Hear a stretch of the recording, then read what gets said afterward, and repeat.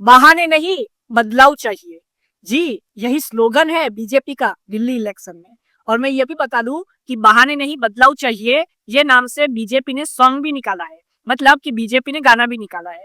कोई भी स्टेट का इलेक्शन होता है या हमारे पूरे नेशन का इलेक्शन होता है, तो जो पॉलिटिकल पार्टीज है वो गाना निकालती है, मोटिवेशनल गाना निकालती है, या तो अपनी गारंटी जो है उसको बताने के लिए गाना निकालती है और लोगों को समझाती है कि देखो हमारी ये गारंटी है।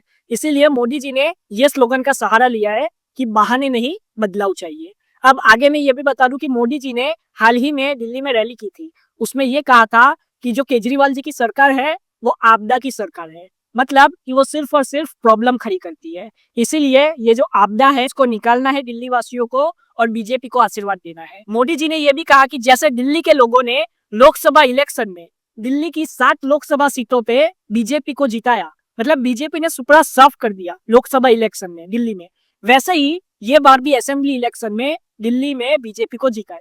लेकिन मैं बता दूं कि लोकसभा इलेक्शन और ये जो असेंबली इलेक्शन होते हैं उसमें जमीन आसमान का फर्क होता है। हर बार लोकसभा में बीजेपी बाजी मार जाती है, लेकिन जैसे ही असेंबली इलेक्शन आता है बीजेपी को मुंह की खानी पड़ती है और अरविंद केजरीवाल जी की पार्टी आम आदमी पार्टी जीत जाती है। अब बीजेपी आज तक दिल्ली में नहीं आ पाई, वो आज तक दिल्ली नहीं जीती।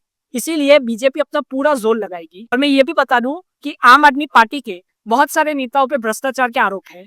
इसका भी फायदा मोदी जी उठाएंगे और मोदी जी उठा भी रहे, क्योंकि हाल ही में मोदी जी ने ये कहा कि जब दिल्ली के वासी कोरोना वायरस से लड़ रहे थे तब केजरीवाल जी अपना शीश महल बना रहे थे। अब इससे डायरेक्ट यही संदेश जाता है कि केजरीवाल जी जो है वो जो कॉमन मैन की राजनीति करते हैं, वो कहते हैं कि वो आम आदमी है, वो आम आदमी नहीं है। उनका जो बंगला है वो करोड़ों का है। उसके जवाब में केजरीवाल जी ने कहा था कि प्रधानमंत्री मोदी जी के पास भी तो हजारों करोड़ का घर है, हजारों करोड़ का प्राइवेट जेट है। साथ ही साथ में अरविंद केजरीवाल जी ने यह भी कहा कि मोदी जी तो 10 लाख का सूट पहन के घूमते हैं और वो मेरे पे आरोप लगा रहे कि मैं शीश महल बना रहा था। ऐसा अरविंद केजरीवाल जी ने कहा। तो दोनों ही साइड से, बीजेपी हो या आम आदमी पार्टी हो, दोनों साइड से वार पलटवार चालू है। मैं बता दूं कि ये जो बीजेपी का स्लोगन है ये कामयाब होगा या नहीं होगा ये तो फ्यूचर की बात है।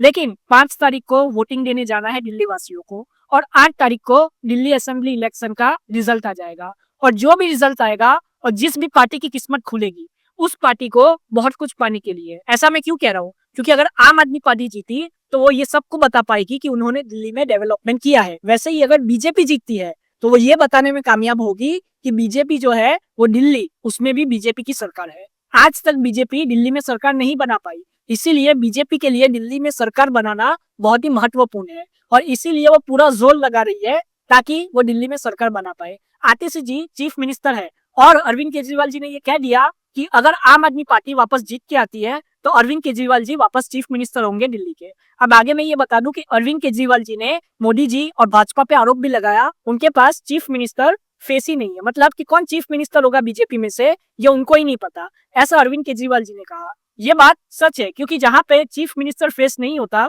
वहां पे बीजेपी किसके चेहरे पे लड़ती है, सबको पता है, मोदी जी के चेहरे पे। और वही चीज बीजेपी ये बार भी कर रही है। बीजेपी मोदी जी के चेहरे पे चुनाव लड़ रही है क्योंकि मोदी जी के चेहरे पे वोट मिलता है बीजेपी को। ये बीजेपी को भी पता है। मोदी जी की जो इमेज है, जो ब्रांडिंग है, वो पूरे इंडिया के लीडर के तौर पे है। जब स्टेट का इलेक्शन आता है तो लोग स्टेट पॉलिटिशियंस को भी देखते हैं, जैसे कि अरविंद केजरीवाल जी। अगर आप दिल्ली असेंबली इलेक्शन में अरविंद केजरीवाल जी और मोदी जी को अगर आसपास रखोगे और दोनों की पॉपुलैरिटी देखोगे, दिल्ली असेंबली इलेक्शन की बात कर रहा हूँ ना कि लोकसभा इलेक्शन की, तो आपको पता चलेगा कि मोदी जी को शायद अरविंद केजरीवाल जी टक्कर दे जाए। क्योंकि अरविंद केजरीवाल जी ने दिल्ली में बहुत सारे डेवलपमेंट किए और पूरे देश में भी अगर आप देखोगे तो अरविंद केजरीवाल जी की कोई ब्रांडिंग नहीं है इतनी बड़ी। मोदी जी की ब्रांडिंग बहुत बड़ी है। मोदी जी के सामने अरविंद केजरीवाल जी नहीं ठहरेंगे अगर हम लोकसभा इलेक्शन की बात करें। लेकिन मैं यहाँ पे बात कर रहा हूँ दिल्ली असेंबली इलेक्शन की। जब दिल्ली के इलेक्शन की बात करते हैं हम, तो वहां पे अरविंद केजरीवाल जी का नाम पहले आएगा और सब जानते हैं कि अरविंद केजरीवाल जी दिल्ली में कितने पॉपुलर है। आप अपनी राय कमेंट में जरूर बताएं। जय हिंद।